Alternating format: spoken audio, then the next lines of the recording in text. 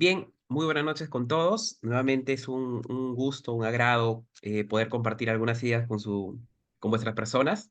También agradeciendo a ESIE por la oportunidad de un nuevo tema a tocar el día de hoy. Bien, como podemos ver en la pantalla, el tópico que nos toca abarcar, analizar, estudiar y sobre todo, ¿no? Ver de forma práctica, ¿no? Es antijuricidad y dentro, obviamente, ¿no? De la teoría del delito que nos encontramos, ¿no es cierto? Ahora, nosotros a lo largo a lo largo del presente módulo, ¿no es cierto?, hemos ido estudiando la teoría del delito, ¿no? Y la hemos visto, ¿no?, prácticamente como una herramienta, como algunos autores le llaman una fórmula para determinar si determinadas conductas quedan esquematizadas o enfrascadas en cuestiones de culpabilidad o de reproche penal. ¿No es cierto? Entonces hemos visto, ¿no? Sistematicidad, que es un instrumento, una herramienta, nos permite esclarecer cuestiones referentes al hecho punible, es decir, al contexto, sirve como una garantía, ¿no? Y esto, una garantía, ¿por qué se indicaba aquí? Evidentemente, ¿no? Porque, a ver, un modelo que podemos tocar en este sentido, y aquí, ojo, y en antijuricidad, digamos, emerge mucho esta idea, ¿no? Donde habíamos indicado, ¿no? ¿Cuáles serían las diferenciaciones, ¿no? Entre el derecho penal y el derecho procesal penal, ¿no? Una idea, ¿no? Sobre el derecho penal era que era una herramienta de control social, ¿no es cierto? Como las personas nos equivocamos, cometemos errores y una serie de desvaríos en la vida y la historia, como hicimos un pacto social y le dimos todo el poder al señor Estado, mediante el ius puniendi, ¿no es cierto? Ese era el eje principal. Ahora, respecto al comportamiento, valga la redundancia, comportamiento humano, había una serie de filtros, una serie de mecanismos para saber de verdad si nos encontrábamos ante un hecho que merecía o no un castigo penal, ¿no es cierto? Ahora, ese castigo penal que es el ius puniendi, lo tenía el derecho penal, el monopolio de la violencia, el Estado, ¿no es cierto? Ahora, así como las personas, los seres humanos, ¿no? De a pie nos equivocamos, el Estado y los funcionarios también se equivocan bastante, ¿no? Para ello, por ejemplo, existía el derecho procesal penal, ¿no? Que era como un puente, ¿no es cierto? Un camino de filtros, como por ejemplo etapa preparatoria, etapa intermedia, juicio oral, etcétera, todo ese mecanismo. Y dentro de ellos, obviamente, ¿no? Dispositivos como tutela de derechos, apelaciones, etcétera, para evitar que se caiga en un abuso, ¿no es cierto? Un abuso procesal, por ejemplo. Ahora, dentro de ello también está esto, digamos, es una idea de parte de la doctrina, ¿no? De que la teoría del delito está como una garantía también. ¿Y esto por qué? ¿Y esto por qué? Obviamente para no caer en una cacería de brujas, ¿no? Donde cualquier manifestación de la conducta humana no sea de reproche penal. Es por eso que analizamos, ¿no? Conducta, tipicidad, imputación objetiva, imputación subjetiva, para determinar, ¿no? Habíamos puesto el tipo penal, la tipicidad, el análisis o juicio de tipicidad, para ir filtrando si era una conducta típica. Ahora, pero dentro de la conducta típica, nos habíamos adentrado, ¿no es cierto?, aquí en la parte especial, es decir, en la clasificación, en esquematizar si algo era delito o qué tipo de delito, o sea, tipo penal, ¿no es cierto? Ahora, y habíamos encontrado dos herramientas importantísimas, ¿no? El tipo penal y la tipicidad, en ese punto y en esa matriz. ¿No es cierto? El tipo penal habíamos dicho prácticamente, ¿no? La acción humana, lo que puede encasillarse como punible, la tipicidad, podríamos ver, ¿no? Analizar un determinado caso y ver si cuenta con características, con cualidades para poder atribuir a esa persona, por ejemplo, una conducta del tipo penal. ¿No es cierto? Por ejemplo, tipo penal podemos decir, ¿no? Extraer cosas de la casa del vecino sin su permiso es un hurto. Ahora, respecto a tipicidad, podríamos analizar, a ver, respecto a tipicidad, podríamos analizar, ¿no? Si un determinado hecho, por ejemplo, ¿no? Determinada conducta humana podía encasillarse o enfrascarse en un tipo penal, en una ley penal, ¿no es cierto? A ver, por ejemplo, ¿no? Esa acción o conducta humana de agarrar cosas de casa ajena del vecino o agarrar cosas, por ejemplo, supongamos un funcionario público, ¿no? De su trabajo, hurtar por ejemplo, ¿no? Laptops, lapiceros, una serie de ejercicios, una serie de elementos, perdón, podía encasillarse, ¿no? Claramente está que debía analizarse más factores como, por ejemplo, ¿no? Principio de mínima intervención, de proporcionalidad, etcétera.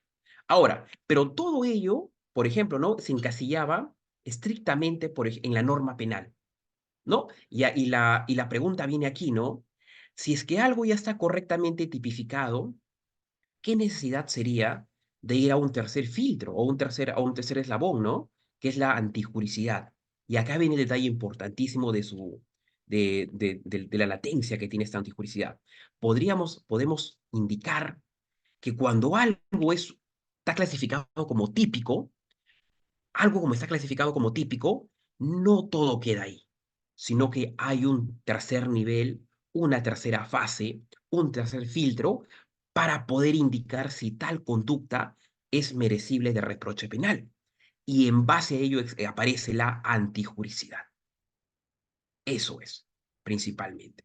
A ver, acá algunas ideas sintetizadas, ¿no es cierto?, de lo que nos rige en la actualidad, porque ojo, sobre eso todavía hay un debate en la doctrina, pero en un litigio, en un juicio, digamos, en un sentido procesal, estas son las ideas base, ¿no?, que debemos tener. A ver, empecemos de abajo hacia arriba.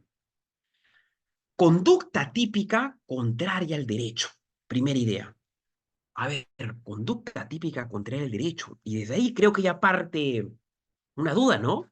Si usted, profesor, me está diciendo de que la conducta típica es violentar la norma penal y la norma penal es algo que está inmerso en las prohibiciones que nos da, por ejemplo, el derecho penal, ya no estaríamos redundando en contrario al derecho. Momento, momento.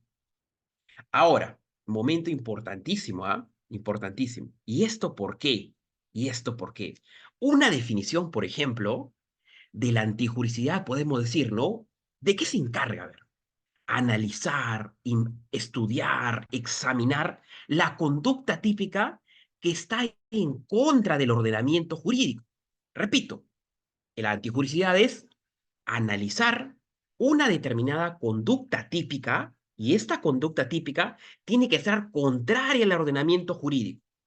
A ver, si estamos analizando una conducta que ya por nuestro conocimiento, por nuestro bagaje en derecho penal, entendemos que esto es una conducta típica, el tema viene aquí. ¿Cómo analizaríamos o cómo esta conducta típica va a estar en contra del ordenamiento jurídico? Y acá viene un detalle. Es ir más allá de la norma penal, como por ejemplo ver el tema de la Constitución, ver la estructura jurídica que existe en nuestro país.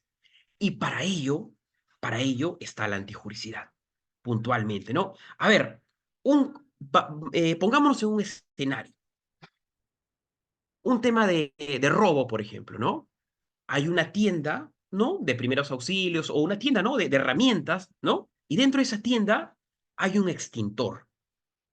A ver, ¿qué sucede si nosotros vamos, y un extintor, digamos, cuesta, ¿no? Algo, digamos, tiene un costo, ¿no? Vamos y entramos a la tienda, cogemos el extintor y salimos corriendo. Evidentemente, ¿no? El dueño, el gerente de la tienda, va a llamar a la policía nos va a encontrar y nos va a arrestar, ¿no? Porque estamos cometiendo una conducta típica. Estamos, digamos, extrayendo algo. Ahora, ahora, ¿qué sucede si cuando el policía arresta a esa persona que ha extraído ese extintor y la policía observa que el señor, ¿no? Que ha extraído ese extintor está apagando un incendio que hay en su casa o en la casa del vecino? La pregunta viene aquí. ¿Se le podría imputar responsabilidad penal? Evidentemente no. Esa es una famosa causa de justificación en un tema importante, ¿no? O por ejemplo, ya que estamos, digamos, en un contexto, ¿no? De un calor intenso, donde tengo entendido, ¿no? Que ya lamentablemente hay una persona fallecida por un golpe de calor, ¿no es cierto? Es decir, cuando el contexto térmico de un determinado lugar ¿no? Es tan fuerte que afecta biológicamente a alguien, ¿no? A ver, ¿qué sucede? Planteen, ustedes, por ejemplo, van al supermercado, ¿no? Van al supermercado. Ahora, ustedes ven un auto, ¿no es cierto? Por ejemplo, ven el auto de su peor enemigo. ¿Qué sucede si agarran una piedra, lanzan la piedra, obviamente, y rompen el parabrisas desde un 4x4, por ejemplo? Evidentemente, ¿no? La persona va a denunciarlo penalmente, van a abrir un proceso, etcétera, etcétera, ¿no? Ahora, ahora, a ver, y obviamente estamos en un tema, ¿no? Donde hay conocimiento y voluntad, un tema doloso, ¿no? A ver, pero ¿qué sucede? ¿Qué sucede si ustedes están en un estacionamiento, observan un auto y escuchan el llanto de un bebé, ¿no? Se acercan al auto y ven que el bebé se está prácticamente, ¿no? Padeciendo una situación crítica, ¿no? Digamos, está en un contexto de peligro, obviamente, ¿no? Su vida. Ahora, ustedes están, digamos, piden ayuda, no hay nadie, no aparece nadie, sigue pasando el tiempo, ven que el bebé se sigue deshidratando, sigue afectándose, y ustedes agarran una piedra y rompen la luna del auto. ¿La rompen para qué? Para rescatar al bebé. La pregunta viene aquí también, ¿no? ¿Habría una posibilidad de imputar responsabilidad por haber dañado el patrimonio del papá o la mamá de ese bebé? Evidentemente no. Estamos ante una causa de justificación. A ver, si bien podemos decir, ¿no? Que es un acto, que es un hecho típico, un daño contra el patrimonio, pero si analizamos en un sentido de jerarquía, ¿qué es más importante? ¿Una luna, una propiedad o el derecho a la vida? Vemos, ¿no? Que justifica la acción realizada por su persona, ¿no? Un tema. Entonces, eso es de manera general, no vamos, obviamente vamos a profundizar más el día de hoy porque hay más variables, es un tema de antijuricidad. Determinar en un primer momento, en un primer estadio, que si bien estamos en un tema de una conducta típica, ¿no es cierto? Pero para seguir escalando y para poder responsabilizar penalmente a alguien o potencialmente condenarlo, tenemos que pasar todavía a un tercer estadio, que es la antijuricidad. ¿Correcto? Punto importante. Es por ello que se dice, ¿no? Conducta típica contraria al derecho. Un punto importante, ¿no? Conducta típica contraria al derecho. Si bien estamos encasillando, clasificando bajo nuestro análisis de tipicidad, que bien, profesor, es un hecho típico, ¿no? Contrario a la norma penal, pero un momentito, ¿no? Pero es contraria al ordenamiento jurídico, la pregunta viene aquí, ¿no? Entonces, para ello están las causas de justificación. A ver, otra idea más. La tipicidad, importante, la tipicidad es el presupuesto de la antijuricidad. A ver, si esta es la antijuricidad que estamos viendo el día de hoy, está diciendo que la tipicidad es el presupuesto, antes, ¿no? Es decir, que para que haya antijuricidad, previamente, ¿no? Por eso presupuesto, tiene que haber tipicidad. No puede haber antijuricidad si no hay tipicidad, ¿correcto? Ese es un tema importante, ¿no? Bien, y es por eso que esta fórmula es muy, muy, muy importante, ¿no? Acción humana, determinar si es un hecho típico, ¿no? Y pasar a un siguiente nivel, ¿no es cierto? El antijuricidad, lo cual esto define el injusto, por ejemplo, ¿no? Bien, a ver, otra idea más. Ah, a ver, y un punto importante, ¿ah? ¿Cuándo, ¿Cuándo sí estaríamos hablando de un hecho típico y antijurídico? Repito, ¿cuándo estaríamos hablando, sí? A ver, porque nosotros hemos dicho, ¿no? Que estamos hablando de tipicidad cuando es un hecho típico, cuando la conducta humana, la conducta humana de relevancia penal se se encasilla, permanece, las características o cualidades de esa conducta humana están dables con el tipo penal, etcétera. A ver, por ejemplo, uno agarra el código penal y ve, ¿no? Por ejemplo, el tema del homicidio, ¿no? El que mata a otra persona, ¿no? O por ejemplo, el tema del feminicidio, el que mata por su condición de tal, a la mujer, obviamente, ¿no? Allí vemos un tipo. Pero, pero, ¿cuándo estaríamos y cuándo ya lograríamos, hablando académicamente y técnicamente, romper con la antijuricidad para ver si pasamos a otro nivel? cuando no haya una causa de justificación, cuando esa conducta no pueda ser justificada por los siguientes modelos que vamos a ver ahora, ¿no? Importante. A ver, ¿qué dice la doctrina, no? Los maestros Muñoz y García en España, grandes referentes mundiales de derecho penal.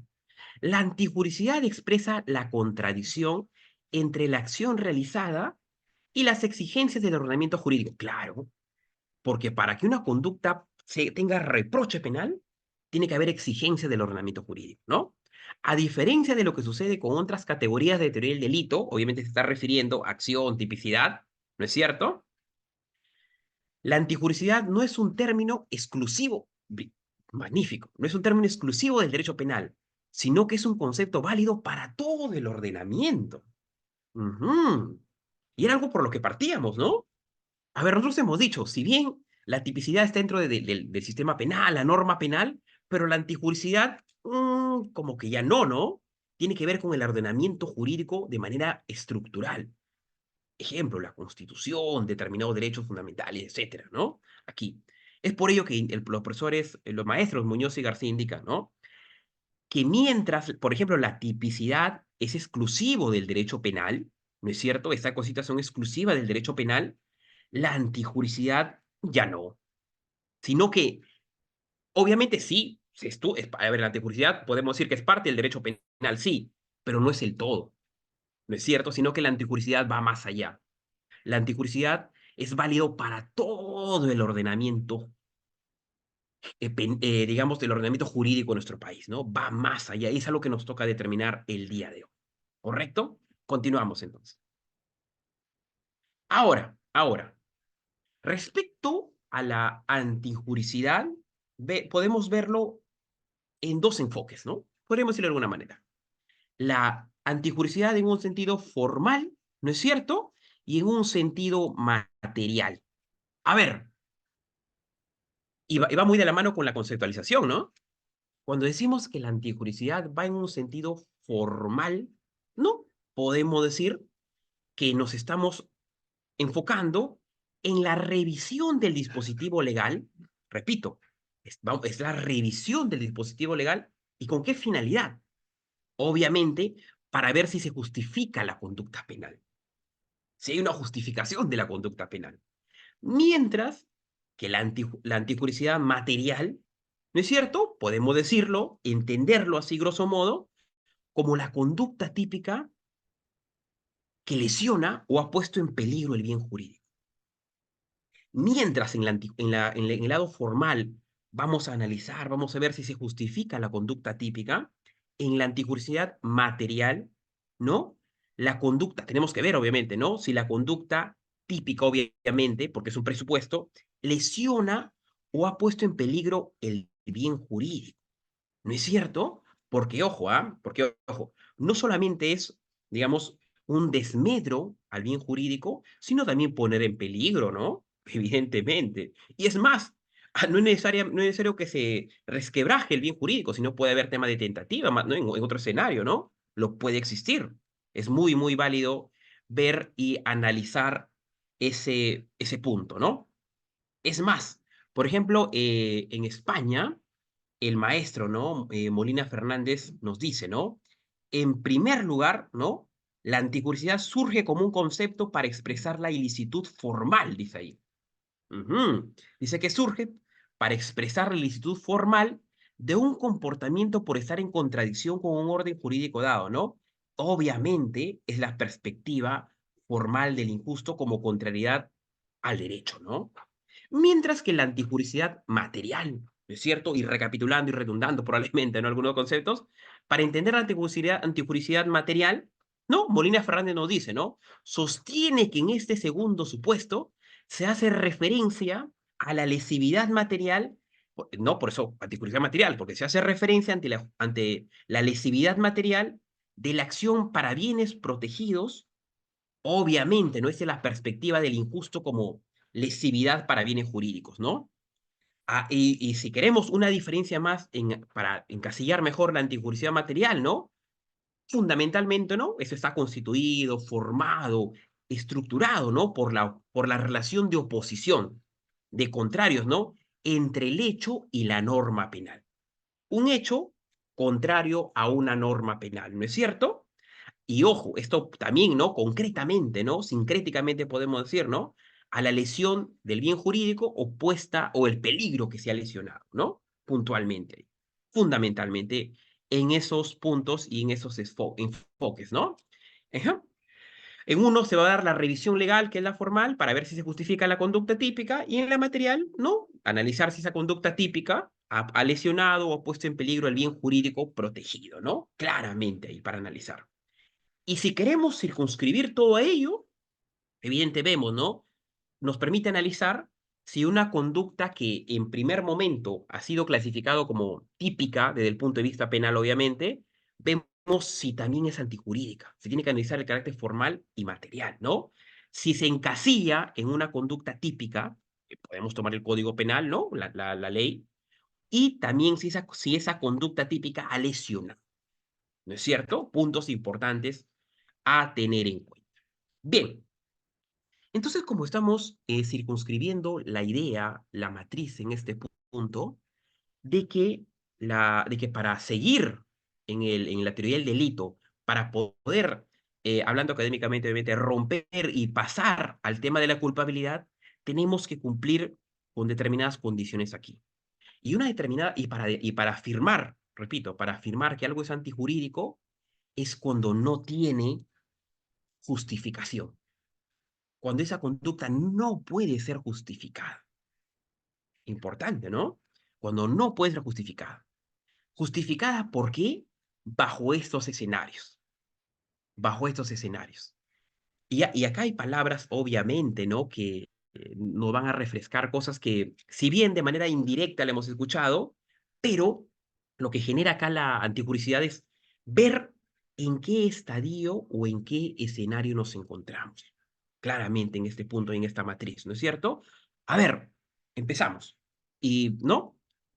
Sobre legítima defensa, estado de necesidad justificante, obrar por disposición de cumplimiento de un deber, evidencia de jerarquía y consentimiento, ¿no? O sea, bajo estos presupuestos, podríamos decir, bajo estas causas de justificación, si se cumple mínimamente con uno de ellos, ¿no es cierto? Estaríamos hablando que ya no habría delito. Y como no hay delito, ¿no es cierto? Perdón, que obviamente que no sería reprochable penalmente, la cadena, el puente que tenemos aquí, cae. Si en justificación hay un supuesto, una causa de justificación, ¿no? Valga la redundancia, si logramos introducir un argumento, un escenario que diga, ¿no? Que sí puede ser justificada esa conducta, se acabó el tema, ¿no? Por ejemplo, la fiscalía ya no podría seguir imputando un delito. Ya no se podría pedir reparación civil en determinados casos, ¿no es cierto? En este escenario estamos, ¿no? Bien, continuando. A ver, el primero de ellos, y yo creo que es el más conocido, ¿no? La famosa legítima defensa. Y acá, ¿no? Y ojo, ¿no? Acá, por ejemplo, como podemos ver en la lámina, no solamente está cómo está encasillado en nuestro Código Penal, ¿no? Sino también en la Constitución, ¿no? Muy rápidamente, a ver, artículo 2, derechos fundamentales, ¿ah? De la persona, la legítima defensa. A ver, ¿qué dice nuestro Código Penal en el artículo 20, inciso 3, ¿no? Del Código Penal, obviamente, ¿no? El que obra en defensa de bienes jurídicos propios o de terceros, es decir, no solamente tiene que ver con una cuestión, por ejemplo, de integridad física, ¿no? Sino, por ejemplo, ¿no? ¿Qué pasa cuando el papá, ¿no? Ve que a su hijo alguien, ¿no? Un malhechor lo intenta agredir, ¿no? Por ejemplo, ¿no? Con un bate, con una arma, el padre puede, digamos, ¿no? Saltar en defensa y totalmente justificado. Por eso es de terceros, ¿no? Cuando ve una condición. Ahora, siempre que concurran las siguientes circunstancias, ¿no? Por ejemplo, ¿no? Y en parte de requisito lo vemos mejor, ¿no es cierto? Tomando en cuenta la dogmática penal. Falta de provocación suficiente, agresión ilegítima, necesidad racional de la defensa, que son puntos que vamos a ver ahora a continuación.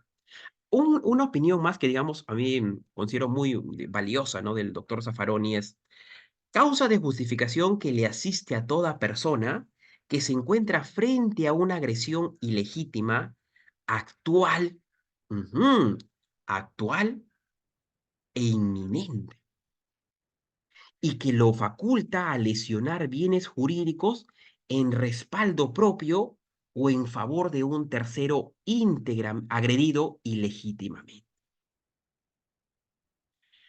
Ahora, ¿no? Acá hay, digamos, palabras importantes, ¿no? Agresión ilegítima, actual o inminente, ¿no es cierto? ¿No? Principalmente ellas, ¿no? A ver, vamos a empezar. Ilegítima, actual o inminente, ¿no? Creo que, por ejemplo, el maestro Zaffaroni, ¿no? Gran tratadista, gran doctrinario en esa materia, ya nos brinda, digamos, un pasaje de acá, ¿no? Y palabras, ¿no? Que si bien podemos entenderlos por sentido común, primero por sentido común, ¿ya? Para antes de entrar a la cuestión de las ciencias penales. Cuando, por ejemplo, ¿no? Hablamos con un amigo, ¿no? Dicen, hey, pero ¿eso es legítimo? Te preguntan. ¿Qué te están tratando de decir, no? Si va, por ejemplo, en sentido común, ¿ya? Si va de acuerdo a ley, podríamos decir, ¿no? Ilegítimo. Actual, por ejemplo, ¿no? Una persona que, digamos, se abalance ante alguien con un cuchillo, un contexto actual, ¿no es cierto? Por ejemplo, nosotros como observadores vemos ello. O que hay una balacera entre los oficiales, policías, y unos determinados delincuentes, ¿no? Una balacera. Un tema actual. A ver, ¿qué pasaría? Me pongo en este escenario, ¿no?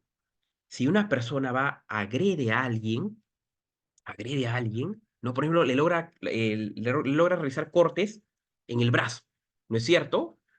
Cortes, digamos, considerables. Y esa persona huye.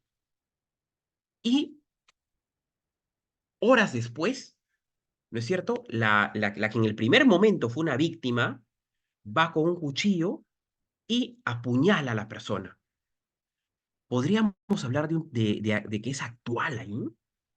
A ver, porque primero, antes de ir a la dogmática, en términos generales y hablando en tiempo y espacio, consideramos que actual es algo que se está desarrollando, ¿no? Actual. Entonces, en el escenario anterior, en el ejemplo anterior, podríamos hablar que podríamos estar en un tema no legítimo, ¿no? Un tema, hasta podríamos decir, de venganza, ¿no? Y obviamente es algo que el Código Penal, el sistema penal ya hace bastante tiempo ya ha proscrito, ¿no? O inminente, otra palabra, inminente. A ver, cuando, por ejemplo, ¿no? También estamos con nuestros amigos, ¿no? Y, a ver, en términos generales, ¿no? Estamos en la playa, por ejemplo, ¿no es cierto? Y vemos, ¿no? Que hay vientos fuertes, hay olas grandes, vemos que hay un inminente peligro, ¿no? O por ejemplo, ¿no? Cuando estamos en un parque de diversiones y vemos que tal parque de diversiones no cuenta con permisos, vemos que hay máquinas que no han dado mantenimiento. ¿Qué podría pasar, no? En términos generales. Ahora, pónganse en un escenario donde ustedes, ¿no? A ver, están con sus amigos en su segundo piso, sus familiares, y empiezan a escuchar, ¿no? Sonidos un poco raros, ¿no? En su cocina o en su sala. Empiezan a bajar por las escaleras y ven a una persona encapuchada, ¿no es cierto? Un pasamontañas, por ejemplo, que está, digamos, rebuscando sus cajones, ¿no?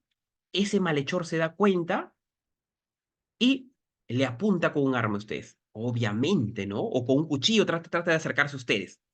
Es inminente el peligro que se avecina, ¿no? Un peligro inminente.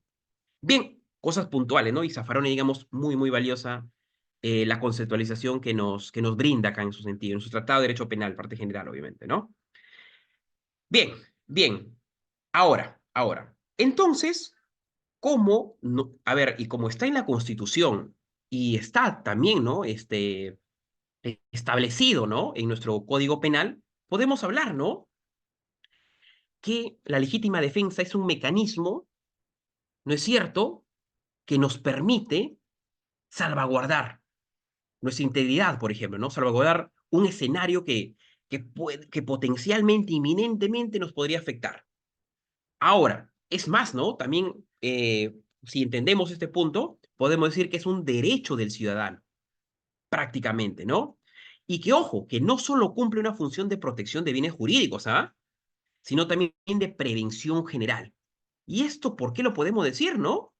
Porque evidentemente nos estamos con algo inminente, lo correcto sería un tema de prevención, ¿no? Es decir, una intimidación frente a delincuentes y prevalecimiento del ordenamiento jurídico, ¿no? A ver, vemos si es que alguien viene abalanzándose con un arma blanca, ¿no? Y ustedes ahí, por ejemplo, ¿no? Están en su cocina, ven otra arma blanca, ven otro cuchillo y pueden, digamos, cogen el cuchillo y pueden generar un sentido, ¿no? De, digamos, decir, hey, mira, tengo que protegerme. O, por ejemplo, si ustedes a ver, una persona que está saliendo del banco, ¿no? De sacar un fuerte préstamo, por ejemplo, ¿no? Ve que en una moto dos personas se avecinan y están sacando armas y digamos, y la persona que minutos antes sacó un préstamo, tiene una pistola, puede empuñarla, porque había un peligro inminente, un peligro actual, puntualmente ello, ¿no? Entonces aquí, ¿no? Y ojo, algo también que deseo puntualizar en el artículo 20, inciso 3, ¿no? Que es la legítima defensa de terceros, ¿no? Que si bien lo había mencionado, ¿no? Por ejemplo, acá indica, ¿no? Establece la posibilidad de considerar como legítima la defensa aquellas situaciones en las que actúa defendiendo a los bienes jurídicos de terceros, ¿no? Puntual, por el ejemplo del hijo, ¿no? A ver, puntualmente estamos aquí. Ahora, nosotros hemos dicho, si bien hay un análisis con lo del profesor Raúl Eugenio Zaffaroni, pero hemos dicho que tiene que recurrir una serie de requisitos, ¿no? Una serie de estadios para poder decir que es legítima defensa, ¿no? El primero de ellos, ¿no? Es falta de provocación suficiente. ¿Y esto por qué no? Porque, a ver, no es lo mismo que, a ver, por ejemplo, ustedes están en la calle, ¿no? Y van ¿no? Van y le lanzan un golpe a una persona X. Ahora, esa persona X, ¿no es cierto? Siente el golpe, obviamente, ¿y qué hace? Ve una piedra y le lanza la piedra a ustedes. Y ustedes ahí no pueden decir, no, legítima defensa, me está tirando una piedra, entonces yo también te puedo tirar una piedra. Totalmente incorrecto, ¿no? Porque ¿qué nos da a entender, digamos, el establecimiento en este punto? Que la provocación, mejor dicho, la persona que va a plantearse una legítima defensa no tiene que haber provocado ese escenario. Repito, no tiene que haber generado esa situación. Tiene que ser una persona que en un determinado contexto haya estado de manera neutral y, y se encuentre en la situación donde una persona que por determinados factores vaya a agredirlos o a dañar potencialmente un bien jurídico. Pero de ninguna forma ese escenario, ese estadio puede ser provocado, ¿no? Es decir, no estamos en ese escenario, ¿no? Ahora, ¿y eso por qué, no? Porque repito el ejemplo, ¿no? Ustedes golpean a alguien en la calle, esa persona entumecida agarra una piedra para, ¿no? Para reaccionar. Ahora, y ustedes no pueden decir, profesor, me tiró, bueno, me está tirando una piedra, yo entonces también agarro una piedra. No, se tendría que analizar de otro contexto, ¿no? Porque vemos ahí un escenario donde la provocación es clara, ¿no? Donde se ha generado el escenario, el estadio, puntualmente ahí, ¿no? En ese escenario. Bien, agresión ilegítima. A ver, y acá vemos, ¿no? Un tema de agresión ilegítima, entonces si hay ilegítima, tendría que haber agresión legítima, ¿no? ¿No es cierto? Cuando estamos, por ejemplo, en agresión ilegítima, ¿no? Es cuando un determinado agente, ¿no? Implementa, desplaza medios, mecanismos que van contra el ordenamiento jurídico. Los ejemplos son múltiples, ¿no? Lanzar una piedra, un cuchillo, un arma de fuego, ahorcar a alguien, etcétera. Ahora, pero ¿cuándo sería una agresión o un momento legítimo? Por ejemplo, ¿no? Una persona está en estado de ebriedad, está manejando su automóvil, un policía lo detiene, un policía de tránsito, dos policías de tránsito lo detienen, ¿no es cierto? Detienen a la persona que está en estado de ebriedad. ¿No? Esa persona primero se empieza a negar a dar sus papeles. O sea, se niega a identificarse. Desde ahí ya creo que hay un delito, ¿no? Segundo, se niega a pasar por pruebas de alcoholemia. Tercero, empieza a vociferar e insultar a los oficiales. Y cuarto, intenta agredirlos. ¿No es cierto? Entonces, ¿qué hacen los policías? Obviamente lo reducen, ¿no? Y obviamente, ¿no? Ahí vemos un escenario donde hay fuerza física, ¿no? Un escenario donde los policías lo tumban al suelo, le ponen los grilletes y probablemente, ¿no? Con una fuerza de sus brazos, lo sometan en el piso, ¿no? Un tema legítimo, ¿no es cierto? En ese punto. Es decir, eh, una persona puede ejercer el derecho a la legítima defensa siempre y cuando esa agresión sea ilegítima. Evidentemente, ¿no? Si esa persona intenta nomás, ¿no? O genera una agresión al policía, no sería una legítima defensa, ¿no? Porque el policía está en un cumplimiento de un deber. Está, digamos, facultado para hacer ello, ¿no? Puntualmente aquí. Ahora, y algo que, digamos, ha recorrido bastante análisis, bastante, sobre todo en el debate, ¿no? En la academia, es sobre la necesidad y racionalidad de la defensa. ¿Y esto por qué? ¿Y esto por qué? A ver, si bien, no es cierto, estamos en un peligro inminente, actual, pero a ver, para hablar de un peligro, si lo queremos encasillar en una cuestión de línea de tiempo, al hablar de un mecanismo de inminente o actual, vemos, ¿no? Que tenemos que catalogar el tiempo, en qué contexto, en qué escenario se está dando. Recapitulando el ejemplo, ¿no?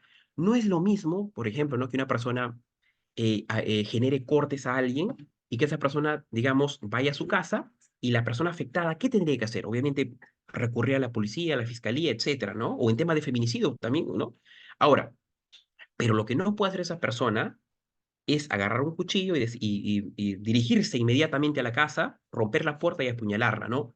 No es un tema de racionalidad. Otro ejemplo también, ¿no?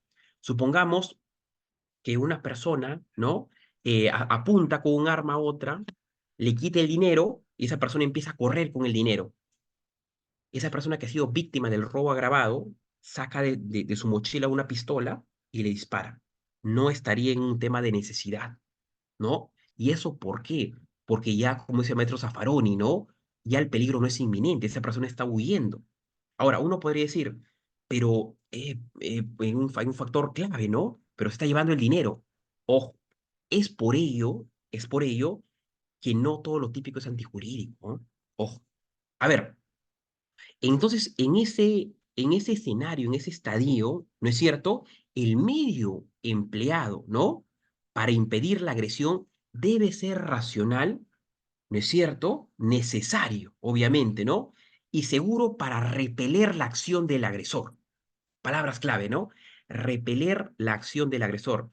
A ver, cuando ya la persona está huyendo con el dinero, ¿no? Está de espaldas, ya, es decir, ¿qué agresión? La agresión ya se dio en el contexto. La persona está huyendo ya. Por ello que no se puede, digamos, disparar, ¿no? Una persona que está huyendo, ¿no? Bien, eso es un punto, un escenario, ¿no? A ver, vamos a verlo con algunos ejemplos.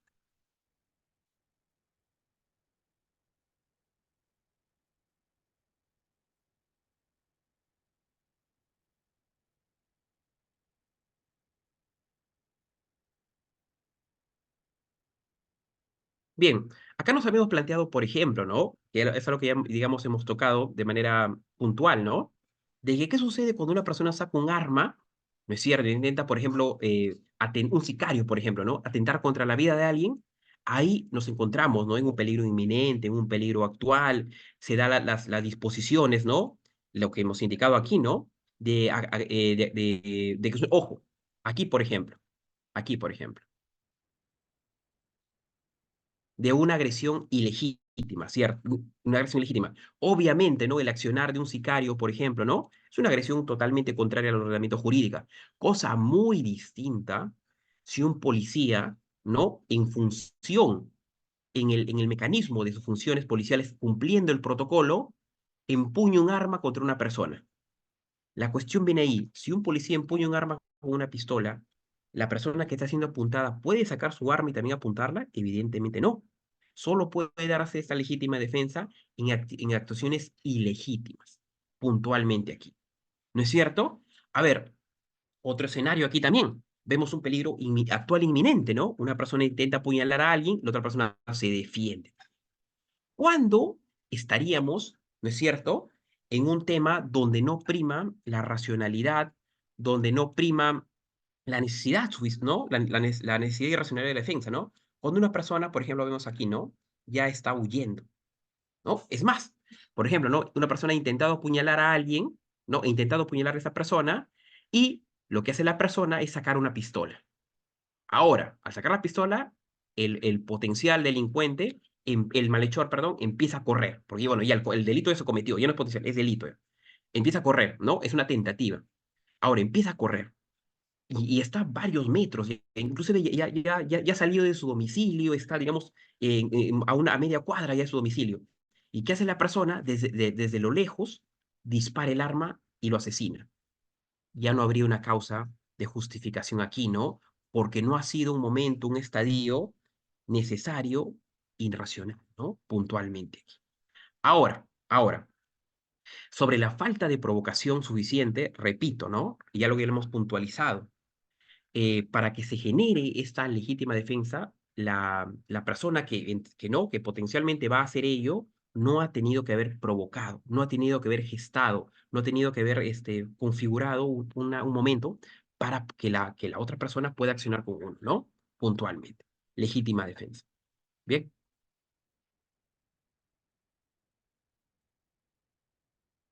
Ujú. A ver, porque estamos en esa línea, ¿no? Una segunda causa de que se podría justificar, ¿no? Para que, mejor dicho, a ver, estamos en un tema donde hay tipicidad, ¿no es cierto? Hay tipicidad, pero para que no haya antijuricidad, podemos también estar en este escenario, ¿no? Que se da bastante en la vida real, ¿no? El estado de necesidad justificante. El estado de necesidad justificante. Ah, ojo, antes que me olvide, en el anterior modelo, por ejemplo, ustedes pueden ver en libros, ¿no es cierto? Y pueden encontrar, ¿no? Una palabra que dice eh, elemento subjetivo. Claramente, ¿no? En base a la teoría volitiva de Roxin, ¿no es cierto? Tiene que haber conocimiento y voluntad en este escenario, ¿no? Eso es algo que también se tocó en imputación subjetiva. Ahora, estado de necesidad justificante. Ujú. A ver, un segundito para cambiar de diapositiva.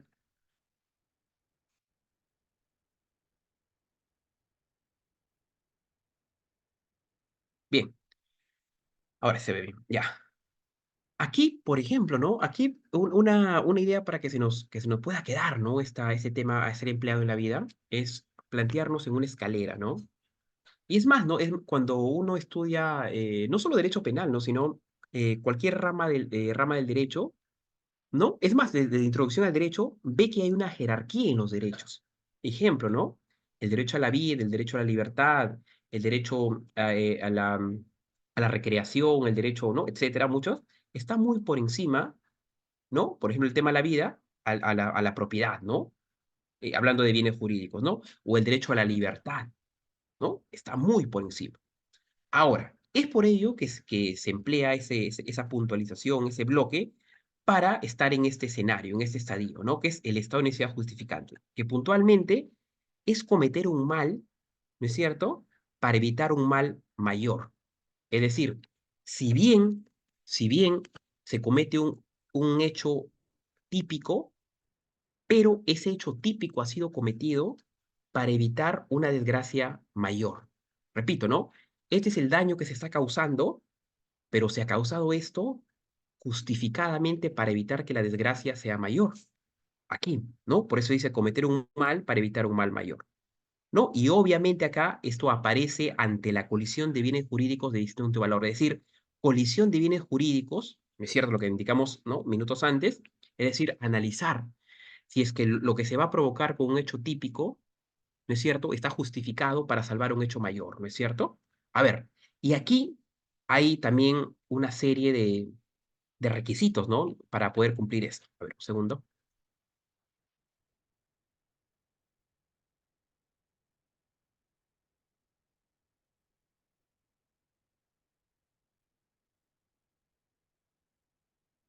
Uy, un segundito. Listo. A ver, y acá también hay una serie, así como había requisitos en la legítima defensa, ¿no? De que, mejor dicho, no es solamente hacer por hacer, porque si no, estaríamos en una ley del talión, ¿no? Un tema de venganza. Sino que acá también hay requisitos. Bien, y lo vamos a ver ahora. Primer punto, primer punto. A ver, situación de peligro. Ujú. Y esto, por ejemplo, algunos le llaman mal mayor, ¿no? Mal mayor. Aquí también, para que se cumpla una situación de peligro, tiene que ser inminente, real Obviamente, ¿para qué? Para un bien o interés jurídicamente protegido, sea propio, ojo, o de un tercero, ¿no? Y existe una alta probabilidad de lesión del bien jurídica, ¿no? Y esto sobre todo, ¿no? La base, la base, porque se da este, este escenario o este estadio, ¿no? Este estadio. Es más, cuando se habla de estado de necesidad justificante, ¿no es cierto? Podemos también mencionar, ¿no? La situación de necesidad, por eso se dice, ¿no? Una situación de necesidad también aquí. ¿Y esto por qué situación de necesidad? Porque, a ver, lo principal aquí, ¿no? Es el siguiente aforismo, podríamos decir, ¿no? No hay otro modo de superar el peligro actualmente amenazante mediante la colisión de los bienes jurídicos que debe ser real y el peligro debe ser inminente. Es decir, cuando no encontramos otra forma digamos, de evitar una desgracia mayor. Como no encontramos otra forma de evitar una desgracia mayor, tenemos que recurrir a una opción que si bien es un hecho típico, pero es lo único que nos queda hacer para salvar un bien jurídico mayor al que estamos afectando con el hecho típico generado, ¿no es cierto? Es decir, hacemos una acción típica para salvar un bien jurídico mayor que a la que estaríamos afectando con la acción típica nuestra. ¿No es cierto? Otro punto importante aquí, interés preponderante. Es decir, acá no, el mal causado debe ser inferior al que se pretenda evitar. Clarísimo. ¿No es cierto? Otro, acción justificada. Aquí obviamente hay palabras clave, ¿no? Objetivamente e idóneo. Es decir, no es solamente cometer un hecho típico para salvar un bien jurídico, sino al cometerlo tiene que ser, digamos, de manera idónea. O sea, de manera, hasta podríamos decir, ¿no? Racional hasta cierto punto, ¿no? No, digamos, no excederse a las condiciones o situaciones, ¿no? Ahora, aquí también evidentemente hay elementos subjetivos, ¿no es cierto? De, debe ser impulsado por el estado de necesidad, uno, y obviamente no tiene que estar dirigido, orientado a evitar un mal mayor, obviamente, ¿no? Porque, a ver, repitiendo, en el estado de necesidad no se está negando que la persona comete un hecho típico, lo comete, pero comete ese hecho típico por una condición excepcional, sui generis, de evitar un mal mayor. O sea, comete un mal pequeño para evitar un mal mayor. Y vamos a ver ahora con los ejemplos. A ver, otro requisito, ausencia de provocación. Nuevamente vuelve a aparecer aquí, ¿no? Aquí evidentemente, ¿no? Para poder justificar esa acción de la persona, ese escenario, ¿no? De ninguna manera, eso sí, no ha tenido que ser provocada con intencionalidad por el autor, es decir, por la que comete el hecho típico de menor latencia, ¿no? Por ejemplo, por ejemplo, recordando el ejemplo del extintor, ¿no? Nosotros estamos diciendo, ¿no? Que la persona corre a la tienda para extraer un extintor, obviamente, ¿no? De manera así, podríamos decir, ¿no? Un hecho típico, ¿no? Vemos un delito ahí. Extrae el extintor para apagar el incendio de su casa o de su automóvil, por ejemplo, ¿no? Ahora, eso obviamente uno podría decir, no, está muy bien, correcto, no está, obviamente, está usando un bien, a ver, el delito, ¿no? Si bien extraer el extintor es, digamos, es un delito, pero lo está haciendo de manera justificada para evitar una desgracia mayor.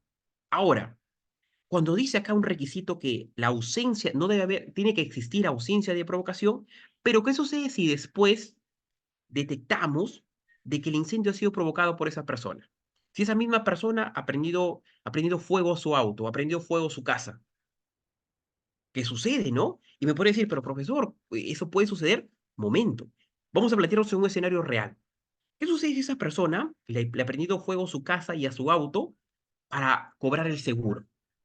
A ver, él lo cubre un plan, ¿no es cierto? Él y tal vez otros socios, él lo cubran un plan. Como digamos está endeudado y quiere cobrar un seguro, prende fuego su automóvil o prende fuego su casa. Y él previamente tiene un seguro contra estos siniestros, ¿no? Ahora, él para simular o para hacer más fuerte, ¿no? Su actuación, elucubra, ¿no? De que primero prende fuego, está ocurriendo la desgracia, y para que, digamos, digan que ha tratado de evitar eso, ha corrido a una tienda a robar un extintor. Digamos, ¿será una causa de justificación? Evidentemente no, porque no cumple con el requisito de ausencia de provocación, claramente en ese punto, ¿no? Y el último, claro, ausencia de obligación de sacrificio. Acá, por ejemplo, esto sucede bastante en los médicos, en los soldados, ¿no? En los bomberos, ¿no? A ver, ¿qué nos quiere decir esto así, grosso modo, ¿no? Hablar de ausencia de obligación de sacrificio. Es decir, si el necesitado aquí tiene la obligación jurídica, repito, obligación jurídica de afrontar el peligro, ¿no? Por eso acá no. Por ejemplo, las funciones del médico, las funciones de los bomberos, de los soldados, ¿no? Y ojo, y aquí no puede invocar los beneficios de este supuesto, ¿no? Por ejemplo, ¿no? La salud del médico con la salud de los pacientes, ¿no? No puede invocarse aquí. Bien, vamos a ver con unos casos reales. Ujú. A ver, bueno, acá está el primer ejemplo que habíamos puesto, ¿no? Al inicio de la clase, que era donde no una persona va a un estacionamiento, ve un coche, empieza a escuchar llantos, ¿no? De un bebé, ¿no? Llantos fuertes de un bebé. A ver, un segundito, por favor. Ya. Empieza a escuchar llantos de un bebé y también, ¿no? Una persona detecta que estamos, por ejemplo, el mediodía, ¿no? Está, digamos, un sol ardiente, un sol sofocante, y se acerca al automóvil, ¿no? Se acerca al automóvil y ve que el niño, ¿no? Cada vez está agitándose más, un fuerte sudor, está, digamos, cada vez palideciendo sus energías, ¿no? Y, a ver, ¿qué hace la persona? Pide ayuda. Nadie responde, no hay nadie en ese momento. Pasan los minutos, el peligro aumenta, obviamente, ¿no? ¿Y qué es lo que le queda hacer a esa persona? Agarra una piedra, rompe la luna. Rompe la luna y saca al bebé. Ahora, ahora, el romper la luna, el dañar la propiedad, obviamente el automóvil, ¿no? Obviamente podemos hablar que estamos en un delito, ¿no? De un hecho típico. Pero esa persona podrá ser procesada y peor aún, podrá ser pasible de reproche penal. Evidentemente no. Se da las investigaciones y obviamente la persona tiene una causa justificante. Cumple con los requisitos aquí, ¿no es cierto? Válidamente. Es más, es un héroe, ¿no? Por hacer ello, ¿no? Porque veríamos que si no hubiera hecho esa acción, ¿qué hubiera sucedido, no? Un golpe de calor hacia el bebé. Es por ello que el autor, en ese caso, se pone una jerarquía, ¿no? Es más, el juez o el fiscal analizan, ¿no? Una jerarquía. Realizó una acción típica, como por ejemplo romper la luna, si bien no podemos una acción típica, pero ¿por qué no podemos seguir avanzando en la teoría del delito para determinar si es un hecho pasible de reproche penal? Porque lo hizo por un motivo, por una causa, por eso se llama, ¿no? Un estado de necesidad justificante. Hubo un motivo para hacerlo, y un motivo importantísimo, ¿no? Prefirió salvar la vida, porque la vida está jerárquicamente por encima de una ventana, de una propiedad, ¿no es cierto? Causa de necesidad justificante. Otro escenario, otro escenario. A ver, una persona está caminando, ¿no? Por las calles de Lima, ¿no? Y de un momento a otro, ojo, repito, acá también vemos un escenario en ambos casos, me adelanto ya, donde hay la ausencia de provocación. En estos casos, obviamente, no ha sido provocado. ¿No es cierto? Es un hecho circunstancial que se ha dado y tal, y el autor actúa en base a la jerarquía. Bien, vemos, a ver, recapitulando al ejemplo que nos quedamos. Una persona está por las calles de Lima, ¿no es cierto? Y en ese momento, dos personas encima de una moto le empiezan a perseguir. Es más, no solo perseguir, a descargar balas, ¿no? A dispararle a la persona. Empieza una persecución, digamos, un momento crítico. La persona empieza a correr con, digamos, cada vez más fuerte, agitándose de manera grave, y ve que en una casa hay una ventana grande. Ahora, los potenciales sicarios ya están cerca a él. ¿Y qué es lo que hace el autor? Va, da un salto grande, rompe la luna e ingresa a la casa por ponerse a buen resguardo. Los sicarios ven que la persona rompió la luna y se metió a una casa Y los sicarios no tienen otra cosa más que hacer que retirarse. A ver, ese escenario. A ver, la persona, el autor que estamos analizando, repito, ¿no? Está siendo amenazada, está, digamos, no solo amenazada, ya es víctima prácticamente, ¿no? De un intento de asesinato, y lo que hace es saltar a una casa, y al saltar a una casa rompe la luna e ingresa a esa casa para poder salvarse.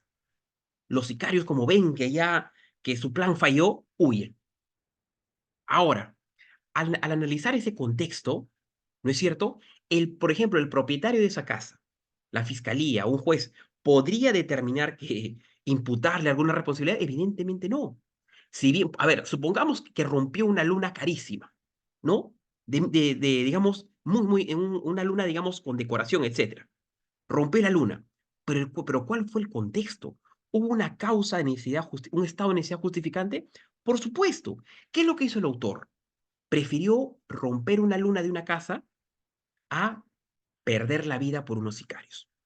Un claro ejemplo, ¿no? En este escenario. Bien, continuando. Acá está el ejemplo que ya nos habíamos planteado, ¿no? Donde, ¿no es cierto? Una persona roba, por ejemplo, un extintor para apagar el incendio, pero repito, claramente, ¿no? Estos escenarios no han tenido que ser provocados. No han tenido que ser provocados. No han tenido, digamos, que ser generados por el autor, porque si no, no tendría ningún sentido, ¿no? Pues veríamos el ejemplo anterior, ¿no? La simulación que planteamos, ¿no? ¿Dónde, qué pasaba si una persona incendiaba su casa para cobrar un seguro? Obviamente no, ¿no? Aquí se da cuando la persona pone por encima un bien jurídico por encima de otro, ¿no? Claramente. A esos estadios. A ver, un segundito para pasar a la siguiente lámina. Listo.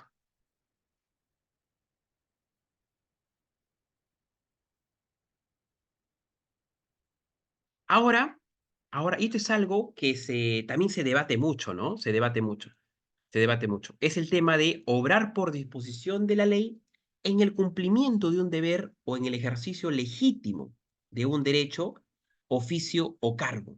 Es más, ¿no? Uno, por ejemplo, cuando va al Código Penal, el artículo 20, inciso 8, dice, ¿no? El que obra por disposición de la ley en cumplimiento de un deber o un ejercicio legítimo de un derecho, un oficio, un cargo. ¿No? Es decir, bajo estos supuestos, bajo estos supuestos, no habría un reproche penal. Pero también, ¿no? Tiene que estar circunscrito a una serie de condiciones o circunstancias. No es solamente decir, bien, ¿no? Por ejemplo, un policía no puede decir, mira, yo soy policía, tengo un arma y ya, ¿no? Existen protocolos, existen mecanismos, ¿no es cierto? No es solamente actuar por actuar.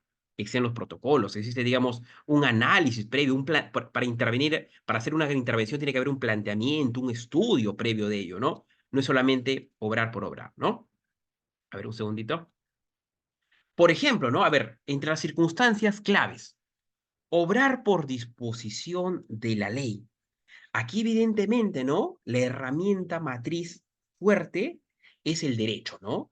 Es decir, cuando el derecho, cuando la ley, el ordenamiento, obviamente, ¿no? Impone, obliga, repito, obliga a alguien el deber de realizar un hecho previsto en un tipo penal o lo confiere un derecho que se le permite, ¿no? Por ejemplo, un ejemplo clásico es la detención extrajudicial, ¿no? Que realiza un efectivo policial en flagrancia, en un determinado momento. Ejemplo, eh, una persona, ¿no es cierto?, golpea a otra persona hasta dejarla inconsciente, la lesiona fuertemente, y un policía visualiza ello, ¿no? Flagrancia. Por eso se dice, ¿no? Es extrajudicial. La policía acciona en ese contexto. Uno puede decir, pero profesor, debe haber una orden de detención. Momento. Cuando es flagrancia, la policía puede actuar. Ojo, y hay jurisprudencia, ¿no? Como por ejemplo, ¿qué sucede si en flagrancia, dentro del tiempo, la persona se mete a su casa? La policía puede entrar, sin tener una orden de allanamiento, porque está en flagrancia. ¿No es cierto? Un punto clave aquí. Otro punto. obrar en ejercicio legítimo de un derecho, ¿no es cierto? Ejercicio legítimo de un derecho. Aquí, obviamente, por ejemplo, ¿no? En obrar en ejercicio legítimo de un derecho, vemos el escenario, ¿no? De la famosa retención que tiene el acreedor a negarse a la entrega de un bien de su deudor, ¿no? Estamos, obviamente, ¿no? Si su crédito no se encuentra suficientemente garantizado, ¿no? En un tema de los deudores aquí, ¿no?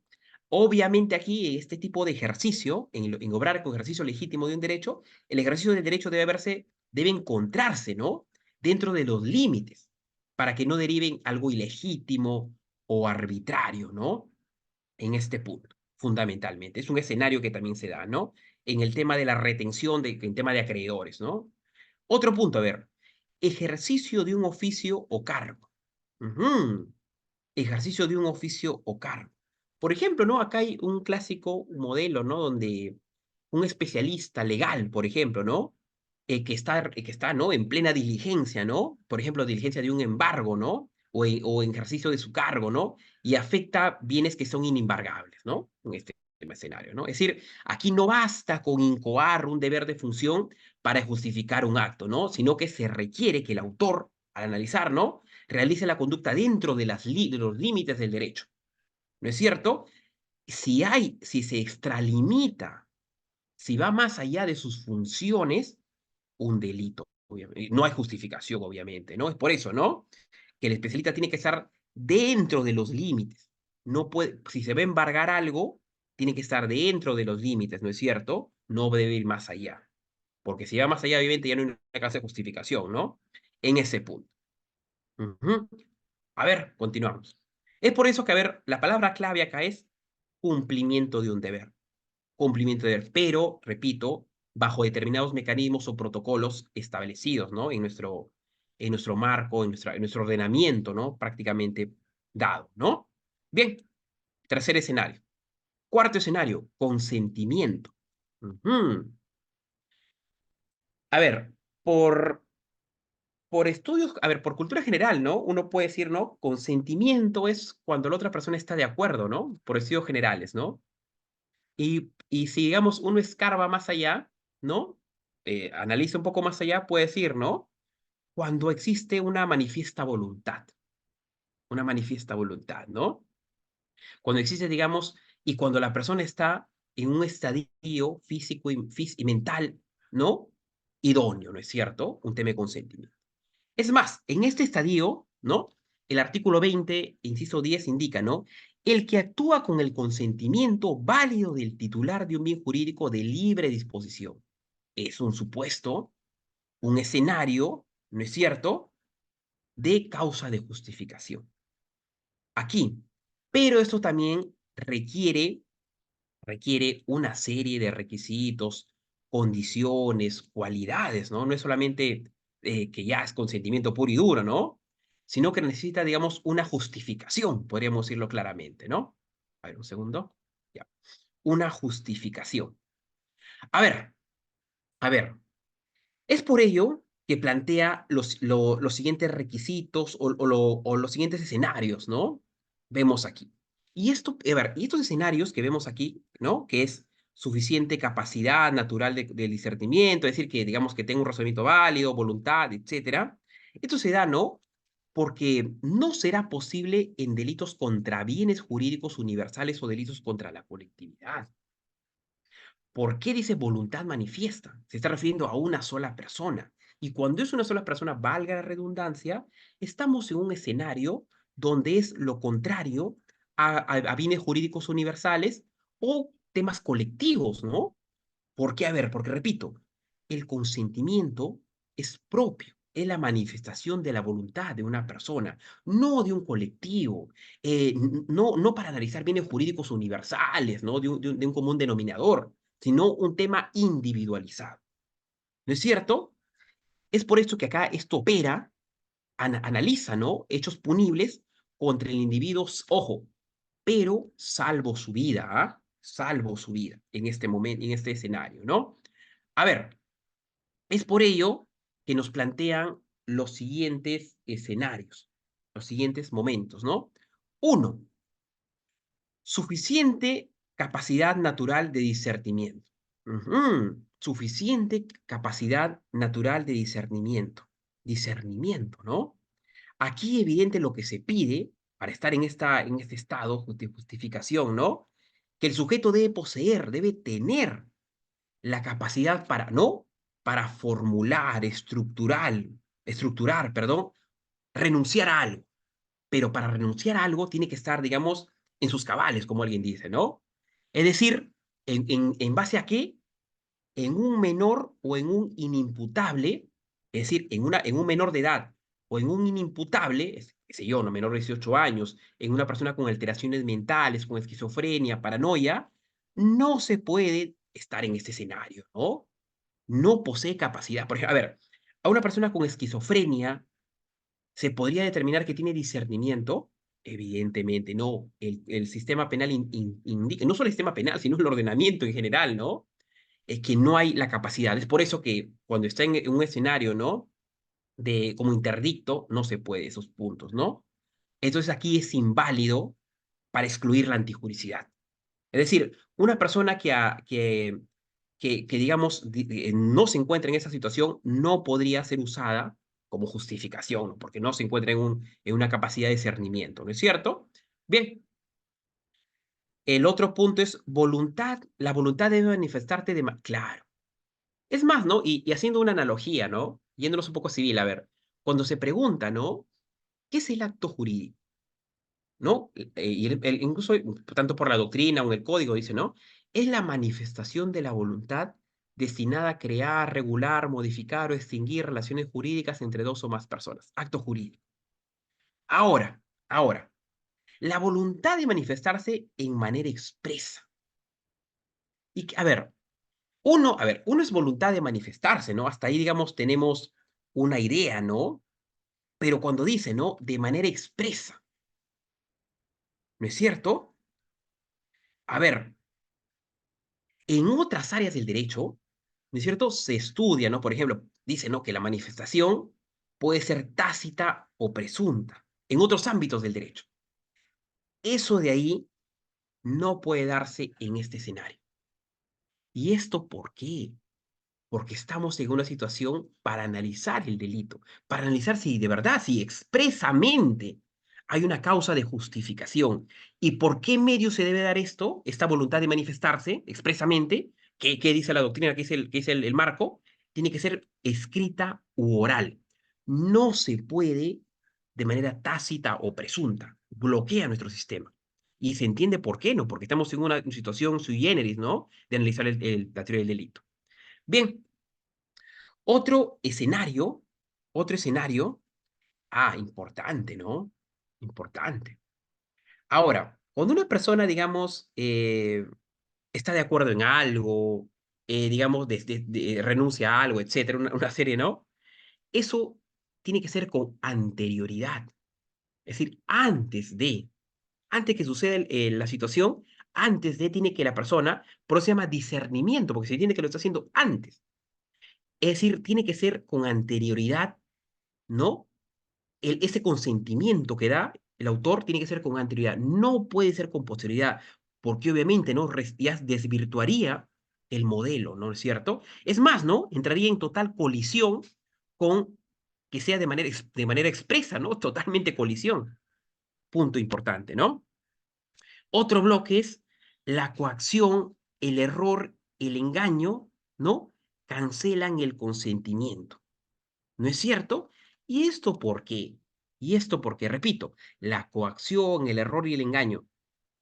A ver, esto, ¿y por qué? A ver, pero aquí, ojo, importante, ¿no? Aquí tiene que analizarse, ¿no? Es por eso que también la doctrina pone aquí que solo esto se va a poder aplicar cuando se afecten cualitativa o cualitativamente.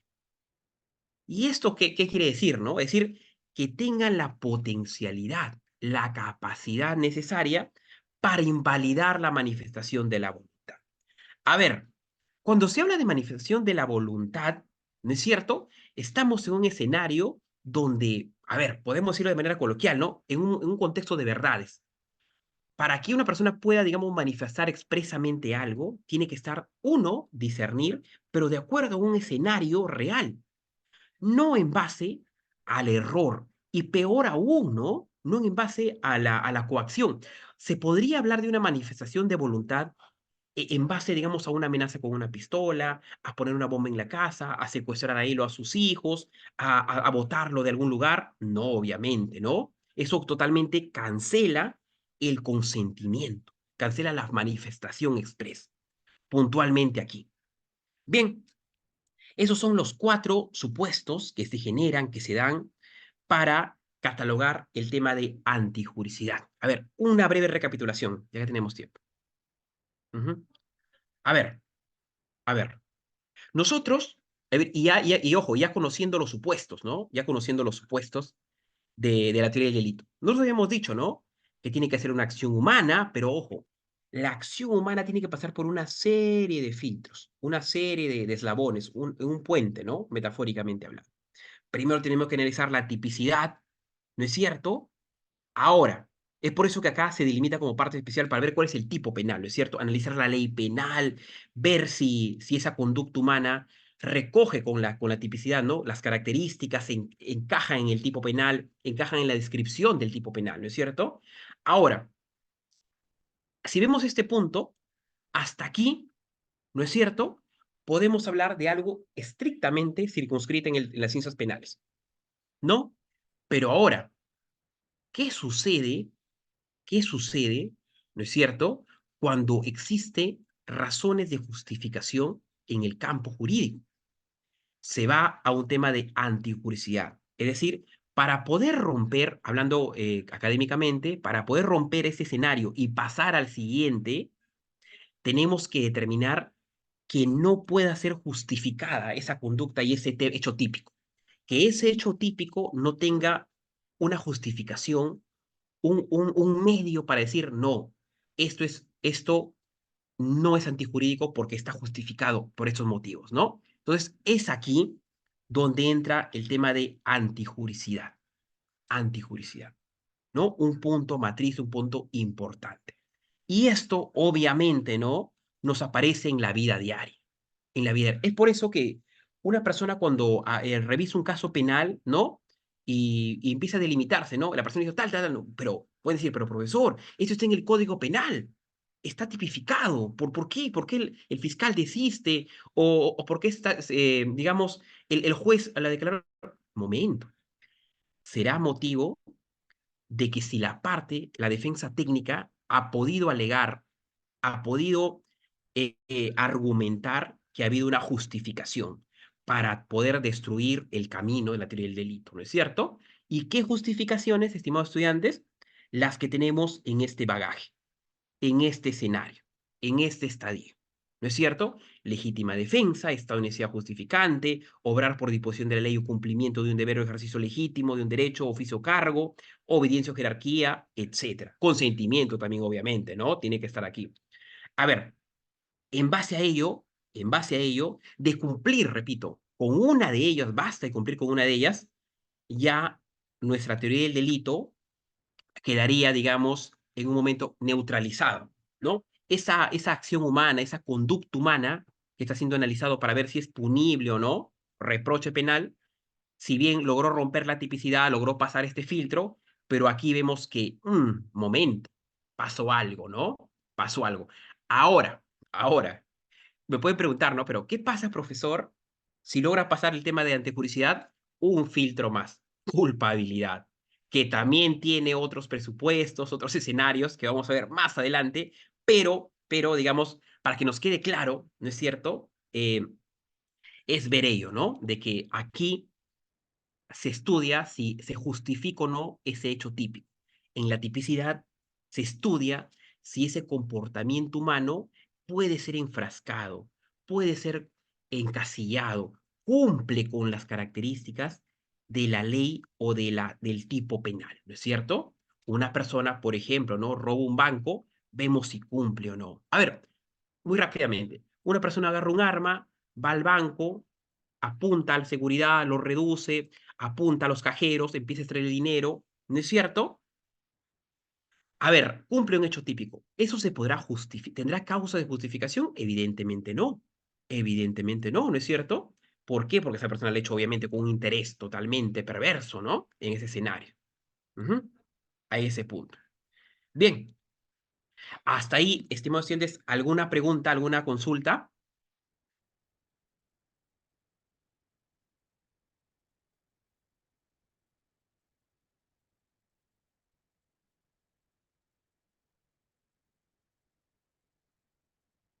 Ahora, ya, bien, sí, no hay ningún problema. Ahora, si es que, y acá, digamos, quisiera tocar dos puntos importantes, ¿no? Sobre todo es jurisprudencia, ¿ah? Porque si bien la idea es clara, pero, a ver, vamos a ponernos en dos escenarios, en legítima defensa sobre todo, ¿no? ¿Qué sucede y una persona, a ver, porque esto hubo un debate, ¿no? Es por eso que fue la jurisprudencia. ¿Qué sucede? A ver, porque, a ver, se entiende que una persona al sacar un arma, ¿no? Evidentemente genera una total aflicción en la otra persona, ¿no? Una intimidación total, ¿no es cierto? Lo hace obviamente para ponerlo, y por eso que se cataloga, que se encasilla como un hurto agravado. Pero ¿qué sucede cuando un delincuente roba con un arma de juguete? Y acá viene el debate, ¿no? Con un arma de juguete. A ver, un argumento podría ser, profesor, pero si es un arma de juguete, si lo vemos a largo plazo, nunca hubiera podido generar un daño, ¿no? Porque es un arma de juguete, es un chisguete, ¿no? A ver, pero, pero si vemos el punto central, y acá me reduzo, me voy, ¿no? Al recurso de nulidad 279-2021, reciente, de Lima Este, ¿qué nos dice en la sumilla? Las pruebas de cargos son plurales, coinciden entre sí, inculpatorias, suficientes, lícitas y compatibles entre sí, por lo cual autorizan a concluir que son aptas para enervar, ¿no? El delito es obviamente un robo con agravantes. Se intimidó, acá viene el detalle, se intimidó a los imputados con el arma incautada. Más allá que fuera de plástico, pero de posible advertencia por los agraviados, ¿no? Se les ha impuesto el mínimo legal. Es decir, si bien así, repito, esa parte me parece muy importante, ¿no? A ver, más allá, dice, ¿no? Obviamente, está de entender, ¿no? Más allá, o no importa que sea de plástico, pero de imposible advertencia para los agraviados. La pregunta viene aquí. Ustedes están por la calle con su celular, baja de una moto alguien, les apunta con una pistola. Ustedes tienen la posibilidad, ¿no es cierto? Tienen la posibilidad de advertirse si es de verdad o mentira esa arma. Y más importante, esa acción, ese elemento, ¿no? Del delito, intimida, reduce a la víctima. Es por ello que la jurisprudencia acá considera, ¿no? Que un arma, así sea de juguete, pero eso no es posible para la víctima saber ello, ¿no? Recurso en realidad 279-2021. Entonces, estaremos en un contexto si una persona está con un arma de juguete y la otra persona, por ejemplo, ¿no? Tiene un arma ahí también, está en la posibilidad de legítima defensa. Así hace un arma de juguete, ¿no? O también, ¿qué sucede en un escenario donde un policía, ¿no es cierto? Está en una intervención, ¿no? Una intervención. Y unos delincuentes lo apuntan al policía. A ver, uno de los delincuentes simula, a ver, supongamos que este es el cuerpo, ¿no? Este es un polo, el polo de la persona. Una persona empieza a hacer ademanes de que tiene un arma en, debajo del pantalón. Empieza a simular que tiene un arma. Ahora, ¿qué dice sobre eso la jurisprudencia? También, importante, ¿ah? A ver, el policía, ante ese contexto, o cualquier persona, ¿no? Ante ese contexto también se le es imposible saber si tiene un arma o no, por lo cual tiene que poner en resguardo su vida y accionar. Es un escenario de la jurisprudencia también, ¿no? Que ha delimitado en estos últimos años. Bien,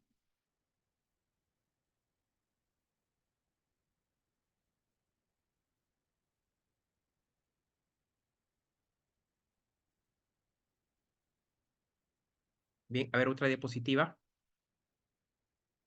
Ya. Algo más que se me estaba olvidando, a ver un segundito.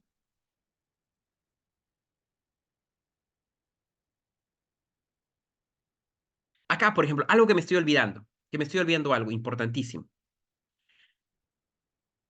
A ver, en este escenario, a ver, ¿qué sucede? Porque, a ver, porque nos hemos puesto, ¿no? De que una persona va a una tienda, a un almacén, roba o hurta un extintor, ¿no es cierto?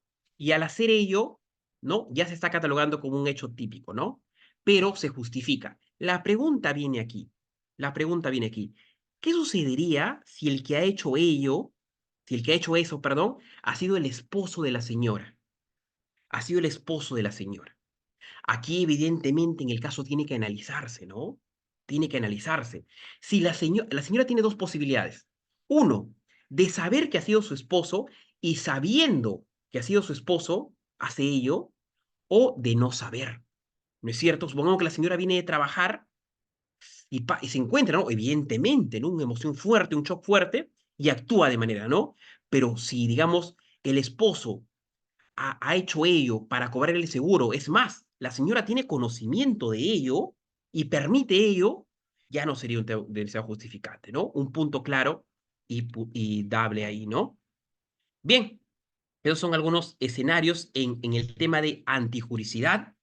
Si hubiera alguna pregunta, yo encantadísimo. Y si no, nuevamente les agradezco por la atención prestada y nos vemos en el siguiente capítulo que es culpabilidad, ¿no es cierto? Y repito, el tema de culpabilidad ya es cuando se ha logrado traspasar esta barrera que es la antijuricidad, ¿no es cierto? Ya son otros supuestos, otros escenarios a analizar. Bien, espero que la clase haya sido de su total agrado. Nuevamente para mí ha sido un honor, un gusto y nos vemos el próximo miércoles a las 7 de la noche. Muchísimas gracias con todos. Que tengan bonita noche. Cuídense mucho.